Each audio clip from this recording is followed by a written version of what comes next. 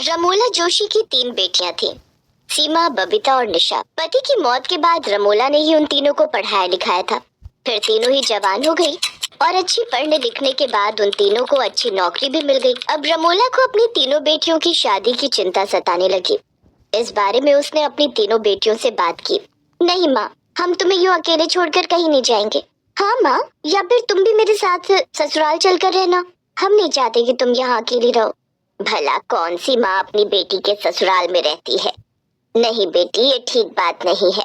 ठीक है, तो फिर मैं कभी शादी नहीं करूंगी और आपका बेटा बनकर आपके साथ ही रहूंगी। मेरी तीनों बेटियां मुझे कितना प्यार करती हैं। मैं भी तुम तीनों से अलग नहीं रह पाऊंगी। वैसे मैं सोच रही थी कि क्यों ना हम अखबार में इश्तिहार दे दें और 3 घर जमाई दामाद ले आए। वाह मम्मी, ये तो बहुत अच्छा तरीका है। हाँ, इससे हम भी आपके पास ही रहेंगे और आपको भी अकेले नहीं रहना पड़ेगा। मैं कल ही ऑफिस जाने से पहले अखबार में इश्तिहार दे दूंगी। फिर कुछ ही दिनों में उसे 3 घर जमाई दामाद अरुण, विवेक और निखिल मिल जाते हैं। वो तीनों ही भाई थे और उनका इस दुनिया में कोई नहीं होता। रमोला अपनी तीनों बेटियों की शादी उनसे करवा देती है। ऐसे ही शादी को 1 हफ्ता बीत जाता है, लेकिन अभी तक वो तीनों नौकरी पर नहीं जाते। ये देख उनकी सास उनसे कहती है, अरे बेटा, अब शादी हो गई, छुट्टियां भी खत्म हो गई, अब तुम तीनों भी तो अपने अपने काम पर जाओ। मेरी तीनों बेटियां तो सुबह ही चली गईं। सासू माँ, हम घर जमाई बाहर जाकर नौकरी करने के लिए थोड़ी ना बने हैं। अब हम घर पर रहकर आराम करेंगे। और क्या, वैसे भी बॉस की चिकचिकबाजी मुझसे तो नहीं झेली जाती।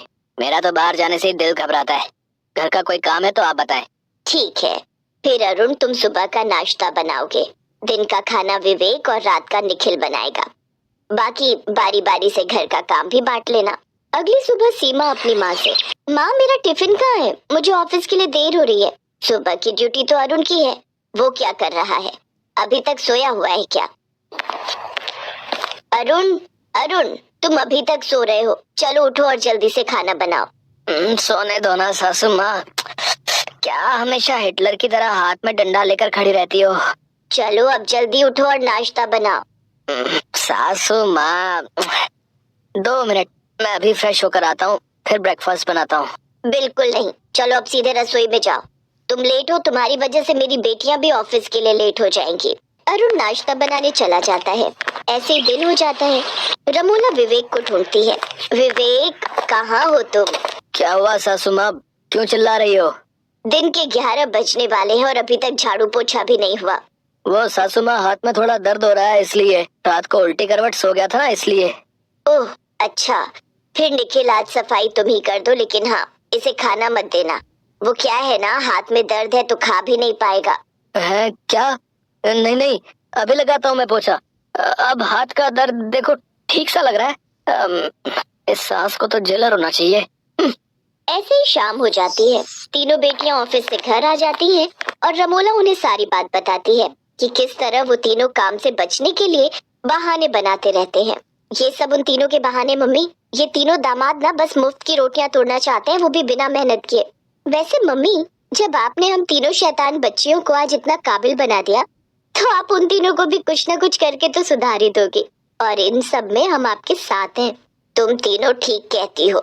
लगता है अब उन तीनों को सुधारना ही पड़ेगा, लेकिन वो कैसे? मेरे पास एक तरकीब है।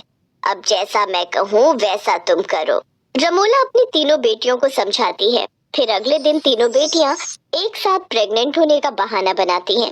हम तीनों प्रेग्नेंट हैं, इसलिए हम तीनों ने अगले 2 साल तक जॉब छोड़ने का फैसला ले लिया है और इसलिए अब घर की सारी जिम्मेदारी तुम तीनों को संभालनी होगी। हाँ तो क्या हुआ, औरतें तो 9-9 महीने तक नौकरी करती हैं, बस डिलीवरी के टाइम छुट्टी ले लेती हैं। तभी रमोला ने बात घुमाते हुए कहा, हाँ हाँ हाँ, करती तो है, लेकिन वो क्या है ना, हमारे परिवार में श्राप है कि जब भी कोई महिला गर्भवती होगी उसे काम पर बाहर नहीं जाना है, नहीं तो उसके बच्चे की जान को खतरा भी हो सकता है। और मैं बूढ़ी तो नौकरी कर नहीं सकती ना, इसलिए अब तुम तीनों को ही काम पर जाना होगा। अब उन तीनों के पास इस बात का कोई जवाब नहीं था। तभी निशा धीरे से बबीता से कहती है, हैं? ये कब हुआ? मम्मी ने तो हमें कभी बताया ही नहीं। चुप कर, ये माँ ने अपना शस्त्र बाण फेंका है अपोजिट पार्टी की तरफ। और वैसे भी 2 साल की ही तो बात है, उसके बाद ये तीनों भी नौकरी पर जाने लगेंगी। ठीक है सासू माँ, अगर हमारे बच्चों का सवाल है तो हमें नौकरी करनी ही पड़ेगी। कुछ दिन तक अरुण नौकरी ढूंढने जाता है, फिर उसे एक बड़ी कंपनी में नौकरी मिल जाती है। ये देख विवेक और निखिल को भी अपनी गलती का एहसास हो जाता है और अब वो दोनों भी नौकरी करने लगते हैं। इसी दौरान वो तीनों बहनें सचमुच गर्भवती हो जाती हैं। अब रमोला के तीनों दामाद सुधर जाते हैं और अब वही घर का सारा खर्चा उठाते हैं। अब उनकी इज्जत घर में काफी बढ़ जाती है। ऐसे ही 9 महीने बीत जाते हैं और वो तीनों ही बेटी को जन्म देती हैं। अब वो सब एक साथ खुशी खुशी रहने लगते हैं।